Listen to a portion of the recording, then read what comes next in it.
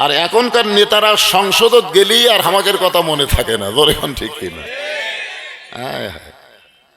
নেতা সংসদে গিয়া ঢাকায় করবে বাসা, মাঝে মধ্যে বেড়াবার আসবে, চামচার অত্যাচারে ভোটাররা নেতার কাছে যাবারই পারবে না। আর সেই নেতার পিছনে ঘুরঘুর করতেছেন। যেই নবী জান্নাতের মধ্যে গিয়ে আমাদের কথা বলে নাই।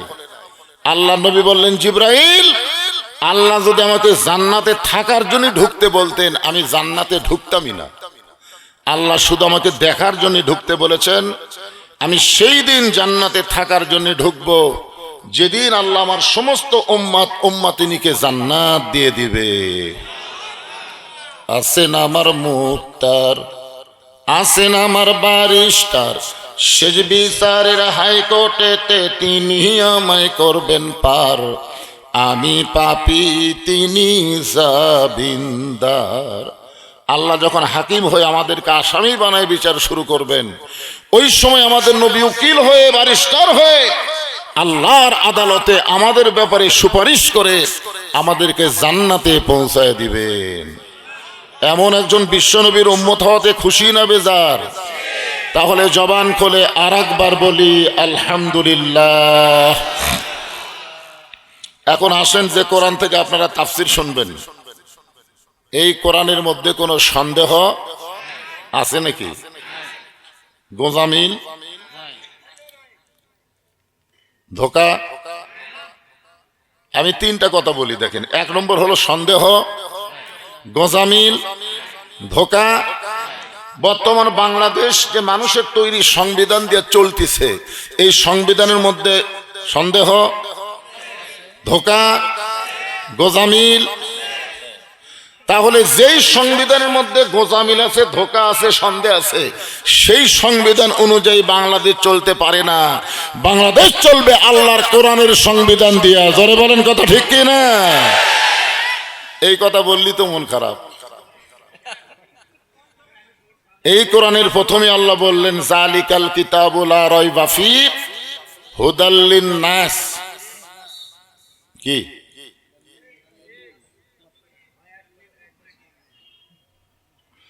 মানে? বক্তা যদি ভুল করে শ্রোতাকের কাম কি? ভুল ধরে দেওয়া। ইমাম সাহেব যদি 4 রাকাত আসরের নামাজে 3 রাকাতে বসে, আর মুসল্লিরা যদি মনে করে হুজুর যা করবি আমরাও তাই, নামাজ হবে?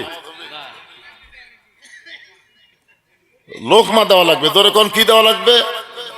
আচ্ছা, লোকমা দেওয়ার পরে ইমাম যদি মনে করে যে 41 সালের আগে আমি উঠবো না, এই মনে করে ইমাম যদি স্বৈরাচারী হয়ে বসেই থাকে, তাহলে আপনারা বলেন তো মুসল্লিরা কার পক্ষে যাবে? তাকবীরওয়ালার পক্ষে যাবে না ইমামের পক্ষে যাবে? তার মানে বোঝা গেল, তুমি যতই নেতা হও তোমার ইচ্ছা মতো চলতে পারবা না। আল্লাহর হুকুম, নবীর তরিকা মোতাবেক নামাজ পড়ান লাগবে। ধরে কোন কথা ঠিক না? যতক্ষণ আল্লাহর হুকুম নবীর তরিকায় আসো, আমরা ততক্ষণ ইক্তেদায় আছি। তুমি যদি তরিকা ফেল করে নিজের তরিকা বানাও, তাহলে তোমার পিছনে আমরা নাই। আজকে মসজিদের মধ্যে নেতাকে যেইভাবে আপনারা গ্রহণ করেছেন, সমাজের মধ্যে সেইভাবে নেতারে গ্রহণ করতে পারেন নাই। মসজিদের নেতা ভুল করলে লোকমা হয়, সমাজের নেতারা ভুল করলে লোকমা। লোকমা দিল আর 14 গোষ্ঠী জেলত যাবি।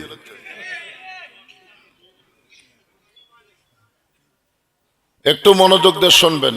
আমি ইচ্ছা করেই ভুল করছি, কারণ এখানে হুদাল্লিল মুত্তাকিন হবে, কিন্তু আমি বলছি হুদাল্লিন নাস। যদি আল্লাহ হুদাল্লিন নাস বলতো, তাহলে এই কোরআন থেকে পাইকারি হারে সবাই হেদায়েত পেত। কিন্তু হুদাল্লিল মুত্তাকিন বলার কারণে বোঝা গেল কোরআন থেকে পাইকারি হারে সবাই হেদায়েত পাবে না, কেবলমাত্র মুত্তাকি বান্দা বান্দি যারা আল্লাহর কোরআন থেকে তারাই হেদায়েত পাবে। এখন বলেন তো মুত্তাকি বান্দা বান্দি কারা? যারা রাস্তাত ঘুরতেছে এরা। আপনাদের বাড়ি আছে না নাই? আপনাদের বাড়িতে ল্যাব তোষক আছে না নাই? তো সেইগুলা বাদ দিয়ে খেরের উপর বসে আছেন কি কারণে?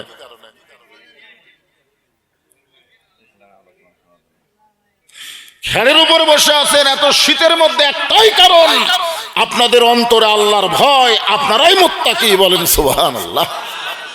আপনাদেরকে তো এই কোরআন হেদায়েত দিবে, সবাইকে দিবে? পাইকারি হারে সবাইকে দিবে না। মোত্তাকির এক নম্বর বৈশিষ্ট্য আমি বলি, তারপর আরো বৈশিষ্ট্য আছে। এক নম্বর বৈশিষ্ট্য হলো আল্লাযীনা ইউমিনুনা বিল গায়ব। মোত্তাকি যারা হবে তারা অদৃশ্যের প্রতি বিশ্বাস স্থাপন করবে। অনেক নামাজি কিন্তু মোত্তাকি না, নামাজ পড়ে কিন্তু মোত্তাকি হওয়ার পারে নাই। আসরের নামাজ পড়ে জমির ধান দেখবার গেছে, ধান দেখবার যায় দেখে উপর জমির পানি চলমল করতেছে, নিচে আর জমির পানি নাই। ওই তখন চারিদিকে তাকাছে, চারিদিকে। মোত্তাকি তাকাবে কোন দিকে? ধরে কোন দিকে? কিন্তু নামাজি তাকাছে চারিদিকে, এরকম চারিদিকে তাকায় দেখে কেউ নাই। আস্তে করে বসে বিসমিল্লাহ কয়ে আল কাটছে। বাংলাদেশে কিছু মানুষ মনে করে বিসমিল্লাহ বললেই সব হালাল।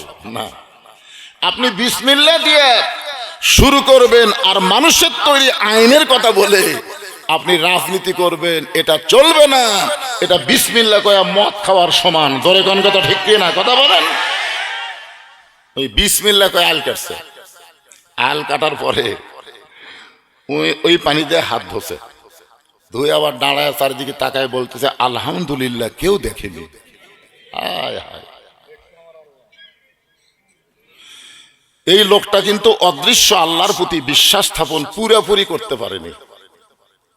করছে মসজিদে যখন যায় তখন আওয়ামী লীগ, বিএনপি, জাতীয় পার্টি, জামাত, তাবলিগ, পীর মুরিদি সবাই মিলে কাতার সোজা করে, সবাই মিলে করে না ভাই, করে না? কিন্তু যখন মসজিদ থেকে বাইর হয় তখন আর সবাই মিলে থাকবার চায় না। আমাদের সকলের দুই কান্দে দুটো ফেরেশতা আছে না নাই? এই যুবকেরা, তোমরা রাত 11টার পরে যখন জানলা দরজা বন্ধ করে ঘুমা পড়ো, ঘুম তো তোমাকে ধরে না, তখন হাতের মোবাইল আস্তে করে ল্যাপের মধ্যে নিয়ে, কম্বলের মধ্যে নিয়ে অশ্লীল ভিডিও চালু করে, মনে করে কেউ তখন চেতন নাই, আমি এখন একলাই।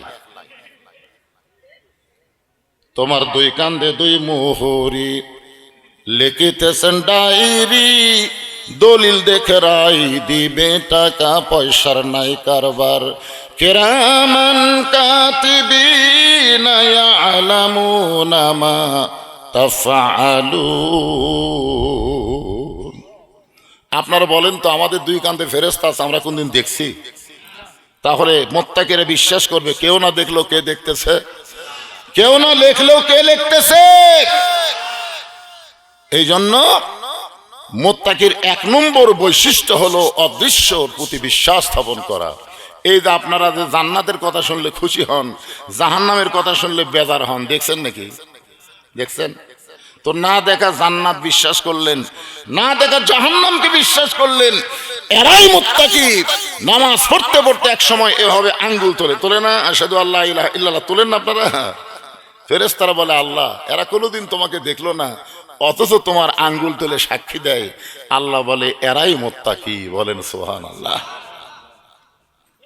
মুত্তাকি সম্পর্কে আল্লাহ অন্য জায়গায় এভাবে ব্যাখ্যা করলেন কোরআনের মধ্যেই, ইয়া আইয়ুহাল্লাযীনা আমানুত্তাকুল্লাহা হাক্কা তুকাতিহি ওয়া লা তামুতুন্না ইল্লা ওয়া আনতুম মুসলিমুন।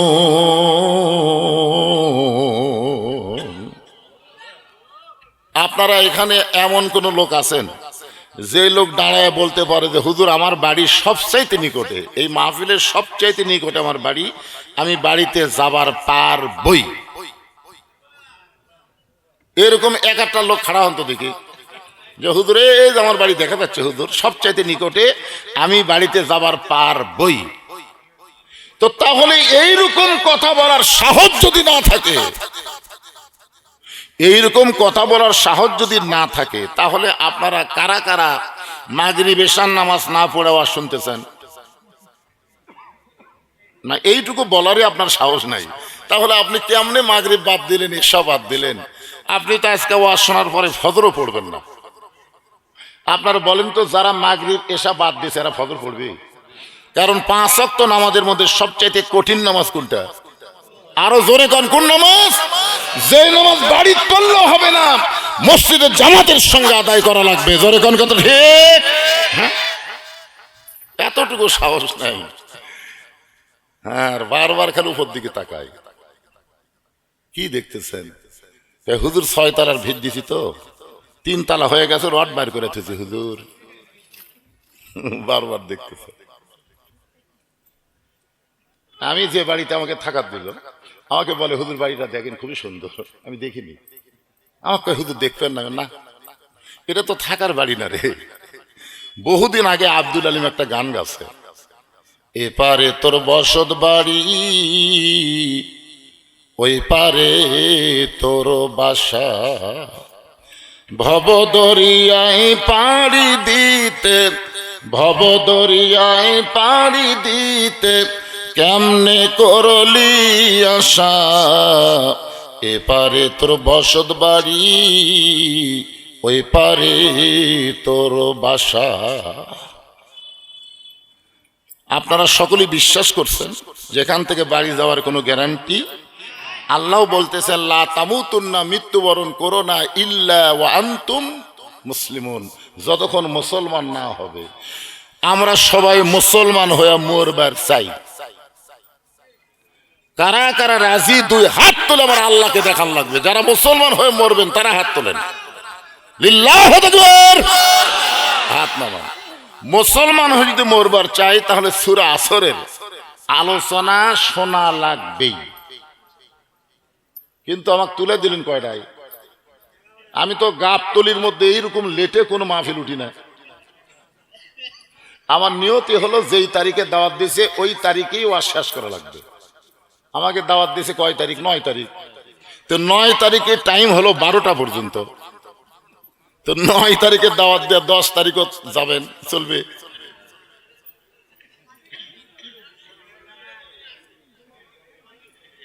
সূরা আসরের আলোচনা আমি আপনাদের শোনাবো, কারণ মুসলমান হয়ে আমাকে মরা লাগবে, যে কোনো সময় মরতে হবে। জোরে কোন ঠিক কিনা? হ্যাঁ, যে কোনো সময় যদি মরতে হয় তাহলে আমরা মুসলমান হয়ে মরি।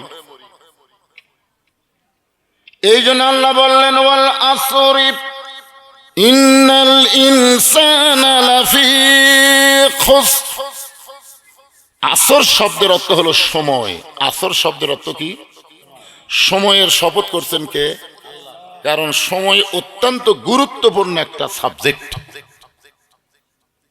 নিশে মায়াই বন্দি থাইকা করলাম কত খেলা, পশ্চিমে তাকায়া দেখি আমার ডুইবা গেছে বেলা। আল্লাহ যদি আমাকে বলতো মৌলানা তোর যত সম্পদ আছে সব সম্পদ আমাকে দিলে তোকে 30 বছরের বয়স ফেরত দিব, এ বলা মাত্র আমার দলিল করে দিতে 1 সেকেন্ডও লাগবে না। কারণ এই বয়সে আমার ওই 30 বছরের কথা খুবই মনে পড়তেছে। কি সময় গেল রে! আয় হায়, খবর কি? ছোট্ট বাচ্চা বর্তমানে দোয়া দরুদের ফুঁফা দিলে কান্না থামতেছে না। এই সময়ে পানি পড়া দেয়া, পানি পড়ান খিলালেও বাচ্চার কান্না থামে না। এই সময়ে মোবাইল চালু করে দিলেই বাচ্চার কান্না থামে যায়। এই সময়ে বাচ্চারা মোবাইল ছাড়া ভাত খায় না। কি সময় আমাদের বাংলাদেশে চলতেছে! যেই সময়েরা যুবকেরা, এই যে ইয়ং বয়সের যুবক, আপনি জানেন আল্লাহর সামনে যখন আমরা দাঁড়াবো আল্লাহ বলবে তোমার শৈশবকালের কোনো হিসাব লাগবে না, বুড়া কালের হিসাব আমি চাই না, খালি যৌবন কালের হিসাব দিয়ে জান্নাতে যাও। অথচ আমরা যৌবন কালের সময়ের কোনো গুরুত্বই দেই না।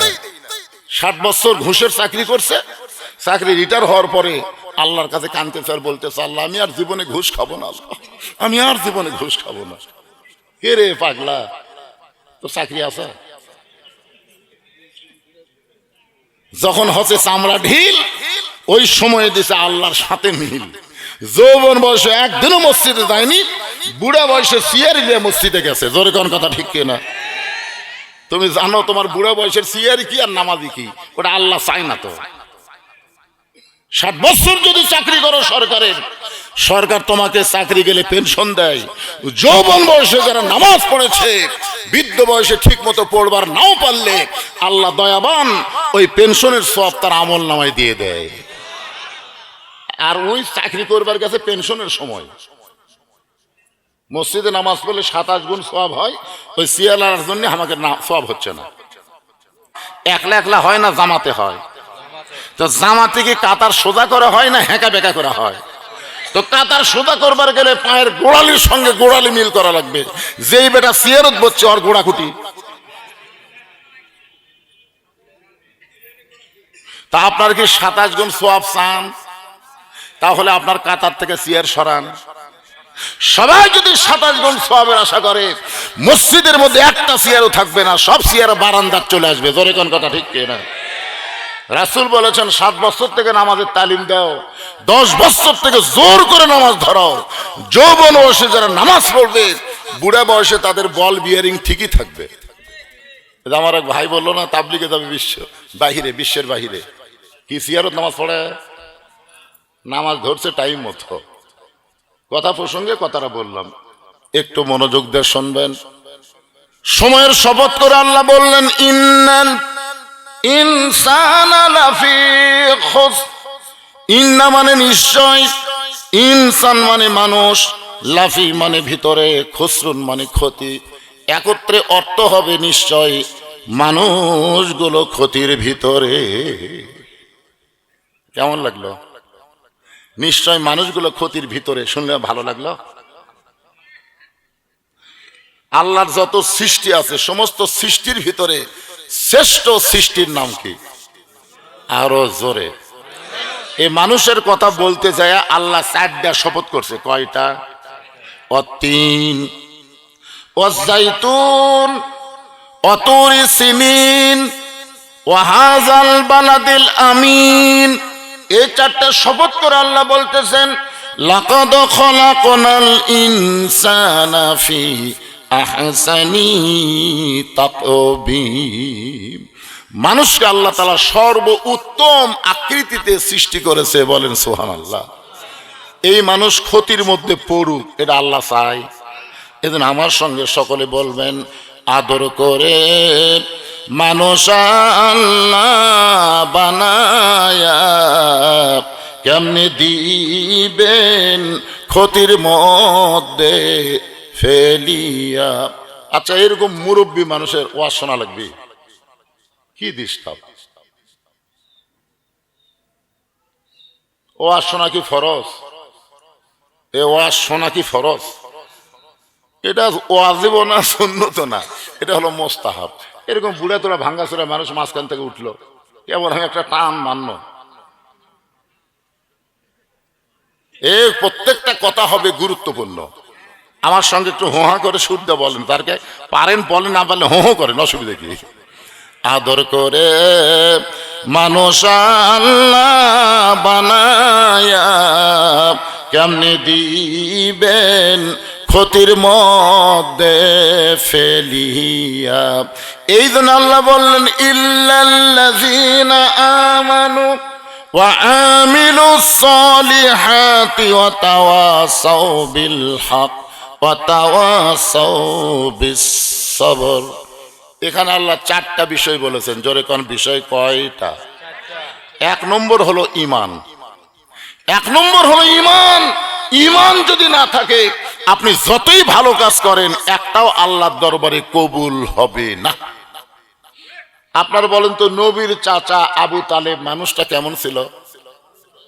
তারপরও জাহান্নামত যাবি, সেটা আপনারা জানেন। কি জন্য যাবি? এই দেখেন, আল্লাহ রাসূল নিজেই বলেছেন যে মায়ের পেটে থাকা অবস্থায় আমি এতিম ছিলাম, কিন্তু দুনিয়াতে আসার পরে আমি এতিম ছিলাম না। সাহাবেরা বললেন, হুজুর দুনিয়াতে আসার পর আপনি এতিম ছিলেন না কেমনে? আল্লাহ রাসূল বললেন, ভাগ্যগুণ এমন একটা চাচা পাইছিলাম যার নাম আবু তালেব। তিনি আমাকে এমন ভাবে লালন পালন করেছে, আমার যে বাবা নাই এটা আমি বুঝবারই পারিনি। এত ভালো মানুষ, এরপরও জাহান্নামে যাবে একটাই মাত্র কারণ, সবই ভালো কিন্তু ঈমান নাই। ধরে কোন কি নাই? আমরা অনেক মুসলমান, আমাদের ঈমান নেই। মুসলমান বাংলাদেশে শতকরা কত ভাগ মুসলমান? আরে বাংলা দেখো, যেমন 95 ফাইন শতকরা ধরে 90 ধরি, মানে 90 বেশি করছে। আচ্ছা, শতকরা 90 ভাগ মুসলমান হয়, শতকরা কত ভাগ ইমানদার? না মুসলমান তো 100-র মধ্যে 90, তাহলে ইমানদার কত ভাগ? 10 ভাগ। আপনারা বলেন তো, যেই মুসলমান বলে আমার দয়াল বাবার দরবারেতে কেউ ফিরে না খালি হাতে, আল্লাহ বাদ দিয়ে যারা দয়াল বাবার কাছে যায় এদের ইমান আছে? এ জোরে কোন আছে? আল্লাহর ধন নবীর দিয়ে আল্লাহ আছে গায়েব হইয়া, নবীর ধন খাজা নিয়ে শুয়ে আছে আজমিরে, কেউ ফেরে না খালি হাতে খাজারে তোর দরবারেতে। এই বিশ্বাস যারা করবে তাদের ইমান আছে। তার মানে বোঝা গেল ওরাও কিন্তু মুসলমানের মধ্যে আছে, ওরা কিন্তু হিসাবে 90-এর মধ্যে আছে। তোর এখন আছে না? কথা কন না কেন? সাহাবীরা বললেন, এ রাসূলুল্লাহ, এই ঈমান সম্পর্কে আমরা শুনতে চাই। আল্লাহ রাসূল বললেন, ইকরার বিল লিসান, তাসদিক বিল জানান, আমল বিল আরকান, এরই নাম হলো ঈমান। জবানে বলতে হবে লা ইলাহা ইল্লাল্লাহ, শুধু জবানে বললে হবে না, কলিজার মধ্যে জায়গা দেওয়া লাগবে। কলিজার মধ্যে যখন ঈমানের জায়গা হবে, ওই মানুষটার কাছে জীবনের চাইতে ঈমানের দাম অনেক বেশি। আপনারা বলেন তো, জীবন বাঁচান ফরজ না ঈমান বাঁচান ফরজ? আচ্ছা, জীবন যদি বাঁচানোর মতন ক্ষমতা আমাদের হাতত থাকতো, খালেদা জিয়াকে আমরা মরবাদ দিতাম? কোন মরবাদ দিতাম?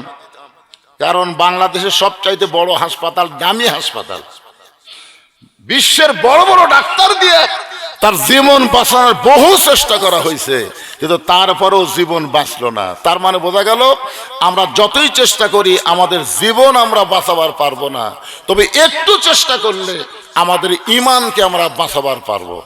এখন যেটারে বাঁচাবার পারবো সেটার ব্যাপারে চেষ্টা করার দরকার আছে না নাই? একটু খেয়াল করবেন, তাসদিক বিল জানান, কলিজার মধ্যে যখন ঈমানের জায়গা হবে, ওই মানুষটার চরিত্র কেমন হবে? কেমন হবে? তাসদিক বিল জানান, কলিজার মধ্যে যখন ঈমান থাকবে, ওই মানুষটা মরাল কোনো টেনশনই করবি না।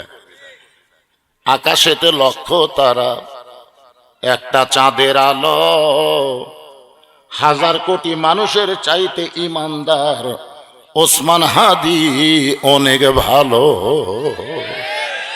আপনারা বলেন তো, ওসমান হাদিকে মারা গেছে, তাসদিক বিল জানান, কলিজার মধ্যে ঈমান থাকবে, ওই মানুষটাকে যদি হত্যা করা হয়, ওই মানুষটাকে মৃত্যু বলা যাবে না। আল্লাহ কোরআনে বলেছেন, ওয়ালা তাকুলু লিমান ইউকতালু ফি সাবিলিল্লাহি আমওয়াতুন বাল আহইয়াউ ওয়ালাকিন লা তাশউরুন।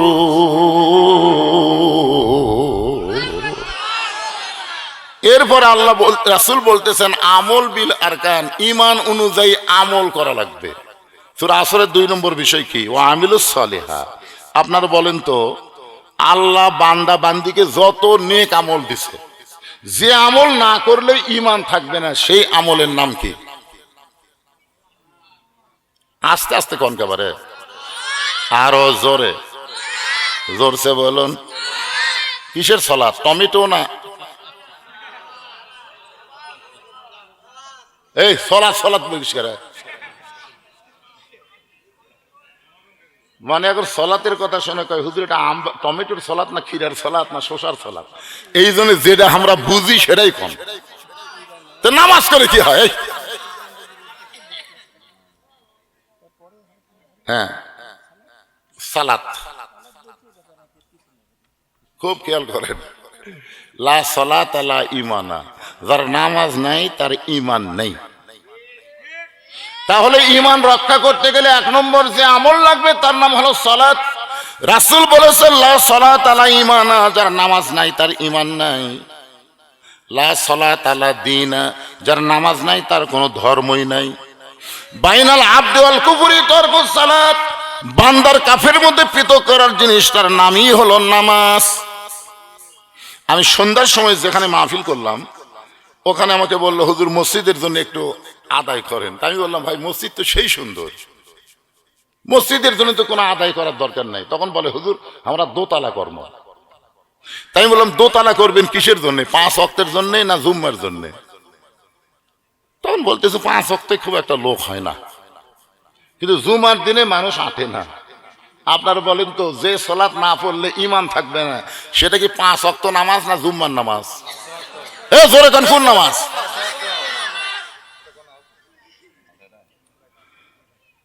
বলা হচ্ছে ফজরে মুসল্লি কত হয়, এক কাতারে হয় না। জোহরের খবর কি কয়, কাজ কামের দিন। আসরের খবর কি কয়, হাট বাজারে গেছে। মাগরিবের খবর কি কয়, বাজার করে আসে হিসাব করতেছে। এশার খবর কি কয়, দুর্বল শরীর না, ফজরের মতোই হয়েছে। তো মসজিদের মধ্যে কয় কাতার, কয় 6 কাতার। তো এখন পর্যন্ত এক কাতারের মুসল্লি হয় না, তাহলে দোতলা করবা কেন? তখন বলে হুজুর ওই যে জুমার দিনে সবার শেষে এসে আগে যায়, ওই শালাকের জন্য দোতলা করা লাগবে। শেষে এসে আগে যায়, শেষে এসে। অথচ জুমার দিনে আল্লাহ ফরজ করেছেন ইজানু দিয়ালিস সালাতি মি ইয়াউমিল জুমআ ফাসাউ ইলা যিকরিল্লাহ। আল্লাহু আকবার। আপনাদের এলাকার মসজিদের খবর কি? একই খবর? আচ্ছা ঠিক আছে, এ মনোযোগ দিয়ে শুনবেন। পুরুষ মানুষ যারা আমার সামনে বসে আছেন, আপনাদের 1 নম্বর নেক আমল হলো নামাজ। পুরুষ মানুষের জন্য ঈমান রক্ষা করার 1 নম্বর নেক আমল হলো নামাজ। আর আমার মা বোনদের জন্য ঈমান রক্ষা করার জন্য 1 নম্বর নেক আমল কিন্তু নামাজ না, 1 নম্বর নেক আমলের নাম হলো পর্দা। আপনারা বলেন তো, মেয়ে মানুষের পর্দা না থাকলে কোনো ইবাদত আল্লাহ কবুল করবে? একটা বেপর্দা নারী নামাজ পড়ে, রোজা করে, সবই করে, কিন্তু পর্দা করে না। আপনাদের এই গাবতলী পর্দার খবর কি? আমার এলাকার এক মেয়ে মানুষ মাথার চুল বেচা খায়, বুঝলেন? ওই মাথার চুল বেচে। আমি ওর স্বামীকে বললাম, কে ভাই, আপনার বউ যে মাথার চুল বেচা খায়, আপনি মরে গেলে কয় কাপড় দিবেন? তখন কয় হুজুর সবাই যা দেয় আমিও তাই দেবো। আমি বললাম মেয়ে মানুষের 5 কাপড় দেওয়া লাগে, পুরুষের মতোই 3 কাপড়, আর 2টা কাপড় বেশি দেওয়া লাগে। একটা হলো সিনা বান, একটা হলো মাথা বান। তো যে মেয়েটা জীবিত অবস্থায় মাথার চুল বেচা খায়, মরার পরে ওর মাথা বাঁধতে লাভ হবে? আপনার কোন তো কোনো লাভ হবে? কারণ পর্দা কি মরার পরে না মরার আগে? তো মরার আগে মেয়ে মানুষের মাথার চুল শুধুমাত্র কেবলমাত্র একজন লাড়ায় ছাড়া দেখতে পারবে। মেয়েটা যদি যুবতী হয়, তার বাবাও মেয়ের মাথার চুল লাড়াচাড়া দেখতে পারবে না, ভাইও দেখতে পারবে না, শুধু একজনে দেখতে পারবে, সেই ব্যক্তি হলো তার স্বামী। স্বামী ছাড়া অন্য কোনো পুরুষ মেয়েদের মাথার চুল হাত দেয় লাড়িয়া চাড়িয়া দেখতে পারবি না। কিন্তু যারা চুল কিনতেছে, ওরা কি করে কিনতেছে? লাড়তেছে আর বলতেছে ভাবি আর একটু লাগবি, ভাবি আর একটু লাগবি। আমার মায়েরা যারা পর্দার অন্তর আছেন, মনোযোগ দিয়ে শোনেন। আমি এখানে আসার পর থেকে মেয়েদের একটা লাইন ওয়াজ হয় নাই, একটা লাইন ওয়াজ হয়নি, কোনো বক্তায় মেয়েদের কোনো ওয়াজ করেনি। তারপরেও যারা বসে আছে, আল্লাহ কোরআনে বললেন অকরনা ফি বুয়ুতিকুন্না ওয়ালা তাবাররাজনা তাবাররুজাল জাহিলিয়াতিল উলা। আমার মায়েরা যারা বসে আছেন, আপনাদের ওয়াজ করি, পুরুষের 1 নম্বর নেক আমলের নাম কি? নামাজ। যখন 1 নম্বর নেক আমলের নাম কি? নামাজ। আর নারীদের 1 নম্বর নেক আমল হলো পর্দা। পর্দা যদি না থাকে, মায়েদের কোনো ইবাদত আল্লাহর দরবারে কবুল হবে না। এই পর্দাটা কেমন বুঝানোর জন্য বলতেছি।